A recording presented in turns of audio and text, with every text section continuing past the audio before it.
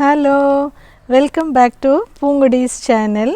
இன்றைக்கி இந்த வீடியோவில் நான் உங்களுக்கு மாலை எப்படி கட்டலாம் அப்படிங்கிறத சொல்லி கொடுக்க போகிறேன். ஆக்சுவலாக பூக்காரவங்கெல்லாம் எந்த மெத்தடில் மாலை கட்டுறாங்களோ அதே மெத்தடில் தான் உங்களுக்கு மாலை எப்படி கட்டுறதுங்கிறத இந்த வீடியோவில் சொல்லித்தர்றேன். ரோசஸ், சம்பங்கி இல்லைன்னா இதை போல் திக்கான நந்தியாவட்டை எந்த பூ வேணாலும் வச்சு நீங்கள் கட்டலாம். ரொம்ப மெல்லிசான பூவில் கட்டுறது கொஞ்சம் கஷ்டமாக இருக்கும். இந்த மாலை கட்டுறதுக்கு நான் எடுத்துருக்கிற பூ நந்தியாவட்டை. இது அடுக்கு நந்தியாவட்டையும் கிடையாது, ஒத்த நந்தியாவட்டையும் கிடையாது. இது ஒத்த நந்தியாவட்டையே ரொம்ப திக்கான ஒரு டைப் ஆஃப் நந்தியாவட்டை.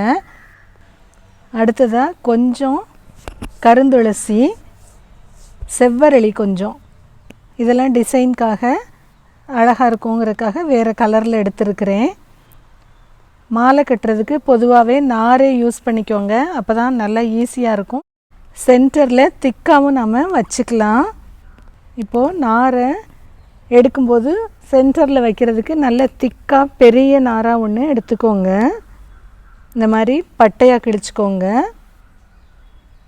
அடுத்தது இன்னொரு நார் நம்ம சுற்றுறதுக்கு சின்னதாக மெல்லிசாக நூல் மாதிரி இருக்கணும். அதை போல் மெல்லிசாக நூல் மாதிரி ஒன்று கிழித்து எடுத்துக்கலாம். 2 நாரையும் நம்ம யூஸ் பண்ணி மாலை கட்டலாம். கொஞ்சம் ஒரு கை நீளத்துக்கு விட்டுட்டு இந்த மெல்லிசான நாரை வச்சு அதில் ஒரு முடிச்சு போட்டுருங்க. நல்லா டைட்டாக போட்டுக்கோங்க, மூவ் ஆகாமல் இருக்கணும். இந்த மாதிரி போட்டுட்டு ஃபஸ்ட்டு ஒரு பூவை எடுத்து வச்சுக்கலாம். இந்த நாரை மேலே கொண்டு போய் கீழே அப்படியே எடுத்துக்கலாம். ஒவ்வொரு பூ வைக்கும்போதும் அந்த பூ நம்மளை பார்த்துருக்கணும், காம்பு ஆப்போசிட் சைடில் இருக்கணும். அந்த மாதிரி வச்சுக்கோங்க. வச்சுட்டு லெஃப்ட் ஹேண்டால் பிடிச்சிட்டு அந்த காம்புக்கு மேலே கொண்டு போயிட்டு முதல்ல உள்ள பூக்கும் இப்போ வச்ச பூக்கும் நடுவில் நாரை வெளியில் எடுக்கணும். திரும்ப பாருங்கள், பூ உங்களை நோக்கி இருக்கட்டும், காம்பு ஆப்போசிட் சைடில் இருக்கட்டும். நாரை மேலே கொண்டு போயிட்டு முதல் பூவுக்கும் இப்போ வச்ச பூக்கும் நடுவில் நாரை வெளியில் எடுங்க.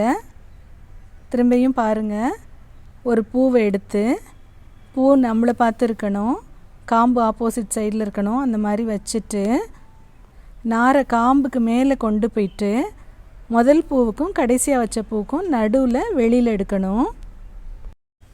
கொஞ்சம் டிஸ்டன்ஸ்க்கு இந்த மாதிரி நந்தியாவட்டை பூ வச்சு கட்டிட்டு அடுத்ததாக துளசி வைக்கிறேன். துளசியும் அதே போல் தான் காம்புக்கு மேலே நாரை கொண்டு போயிட்டு முதல்ல வச்ச பூவுக்கும் கடைசியாக வச்ச துளசிக்கும் நடுவில் வெளியில் எடுத்துக்கோங்க. அதே போல் வரிசையாக துளசி வச்சு நம்ம கட்டிக்கலாம்.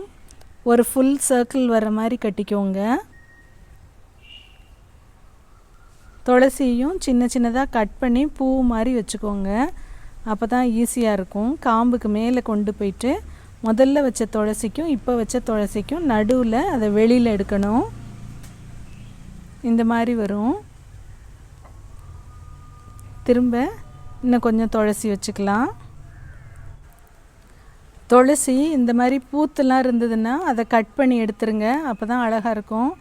லீவ்ஸ் மட்டும் வெளியில் வர்ற மாதிரி பார்த்துக்கோங்க. ஒரு ஃபுல் சர்க்கிள் வர்ற மாதிரி க்ரீன் கலரில் ஒரு ஃபுல் சர்க்கிள் வரணும்.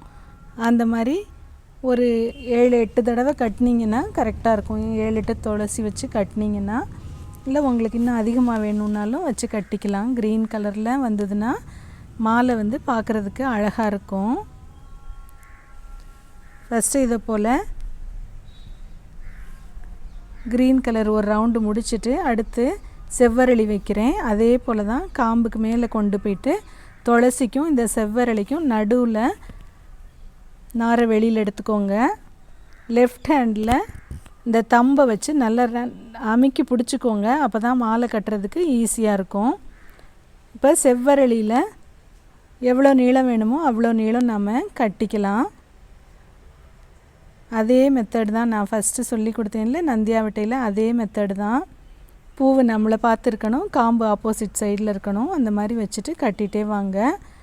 திரும்ப செவ்வரளியை கட்டி முடிச்சுட்டு இன்னும் ஒரு ரவுண்டு க்ரீன் கலர் வரணும். அதனால் திரும்பியும் நான் துளசி வச்சு கட்டுறேன். இந்த மாலை ராம் சீதா படத்துக்கு போட போகிறேன், அதனால் துளசி வச்சுருக்கிறேன். நீங்கள் என்ன பூ வேணுமோ என்ன இலை வேணுமோ அந்த மாதிரி வச்சு கட்டிக்கோங்க. இப்போ பாருங்கள், திரும்ப க்ரீன் முடிச்சாச்சு. திரும்பியும் நந்தியாவட்டை பூ வச்சு கட்டுறேன். பூவை நம்மளை பார்த்து இருக்கட்டும், காம்பு ஆப்போசிட் சைடில் இருக்கட்டும். காம்புக்கு மேலே எடுத்துகிட்டு போயிட்டு முதல்ல வச்ச பூவுக்கும் கடைசியாக வச்ச பூவுக்கும் நடுவில் நாரை வெளியில் எடுங்க. இதில் வந்து முடிச்சே விழுகாது, நம்ம அப்படியே சுற்றிகிட்டே தான் வர்றோம். இந்த மெத்தடில் தான் பூக்காரவங்க எல்லாருமே வந்து மாலை கட்டுறாங்க. இந்த மெத்தடை நம்மளும் பழகிக்கிட்டால் நல்லா அவங்க கட்டுற மாதிரியே மாலை அழகாக நம்ம வீட்டில் பூக்கிற பூவை வச்சு கட்டிக்கலாம். நல்ல பெரிய பூக்கள் எதாக இருந்தாலும் இதுக்கு நம்ம யூஸ் பண்ணிக்கலாம். மாலை கட்டுறதுக்கு ரோசஸ் இருந்ததுன்னா ரோஸில் கட்டலாம். இந்த மாதிரி திக்கான நந்தியாவட்டை பூ இருந்ததுனாலும் கட்டலாம். சம்பங்கி பூ இருந்ததுனாலும் கட்டலாம். மாலை நல்லா திக்காக அழகாக இருக்கும் சாமிக்கு. நம்ம சும்மா கையில் பூ கட்டுறதை விட இது கொஞ்சம் நல்லாயிருக்கும், ஸ்டிஃபாகவும் இருக்கும். ரொம்ப ஈஸி தான் இந்த மெத்தடு. வீட்டில் உள்ள பூவை வச்சு கட்டி பழகிக்கோங்க. இப்போது எவ்வளோ நீள மாலை நமக்கு வேணுமோ அவ்வளோ நீளத்துக்கு ஃபுல்லாக இதே கலரில் நம்ம கட்டிக்கலாம். கொஞ்சம் ஒரு 4-5 பீஸ் கட்ட ஆரம்பிச்சிட்டிங்கன்னா அதுக்கப்புறம் உங்களுக்கு ரொம்ப ஈஸியாக வரும். ஆட்டோமேட்டிக்காக மாலை சுற்றிகிட்டே வரும். இப்போ பாருங்கள், நான் அதே மெத்தடில் கட்டிகிட்ருக்கேன். இதை பாதியில் நம்ம நிறுத்திட்டு வேறு ஏதாவது வேலை செய்கிறதா இருந்தால் ஒரு சின்ன நாட் இந்த இடத்துல போட்டு வச்சுட்டு அதுக்கப்புறம் நம்ம திரும்ப அப்படியே கண்டினியூ பண்ணலாம். இல்லைன்னா அப்படியே தொடர்ந்து சுற்றிகிட்டே வரலாம். காம்பு ஆப்போசிட் சைட்லேயும் பூவை நம்மளை நோக்கியும் வச்சு மேலே சுற்றி முதல் பூவுக்கும் கடைசி பூவுக்கும் நடுவில் வெளியில் எடுக்கிறோம். அவ்வளோதான், ரொம்ப ரொம்ப சிம்பிள். பழகிக்கிட்டிங்கன்னா நல்லா எல்லாத்துலேயும் நம்ம மாலை கட்டலாம். லெஃப்ட் ஹேண்டு தம்பை வச்சு நல்லா அழுத்தி பிடிச்சிக்கோங்க. அந்த சென்டரில் வர்ற நாரையும் லெஃப்ட் ஹேண்டில் நல்லா டைட்டாக பிடிச்சிக்கோங்க. அது சென்டரில் அப்படியே வந்துகிட்டே இருக்கும். இந்த சின்ன நார் தான் நம்ம சுற்றிகிட்டே வர்றோம். பூவை வந்து நம்மளை நோக்கி வச்சு காம்பு ஆப்போசிட் சைடில் வரணும். காம்புக்கு மேலே நாரை போட்டு முதல்ல வச்ச பூவுக்கும் கடைசியாக வச்ச பூவுக்கும் நடுவில் வெளியில் எடுக்கணும். இப்போ பார்த்திங்கன்னா எவ்வளோ லெங்த் வேணுமோ அவ்வளோ லெங்த்து கட்டி முடிச்சிட்டேன். கடைசியில் நல்லா நெருக்கமாக ஒரு முடிச்சு போட்டுருங்க. ஸ்டார்டிங்கில் எப்படி முடிச்சு போட்டோமோ அதே போல் கடைசியிலையும் ஒரு 2 முடிச்சு போட்டுட்டிங்கன்னா உங்களுக்கு பூவு பிரியாமல் அப்படியே நின்றுடும். இப்போ இதே போல் 2 கட்டிக்கணும். மாலையோட 2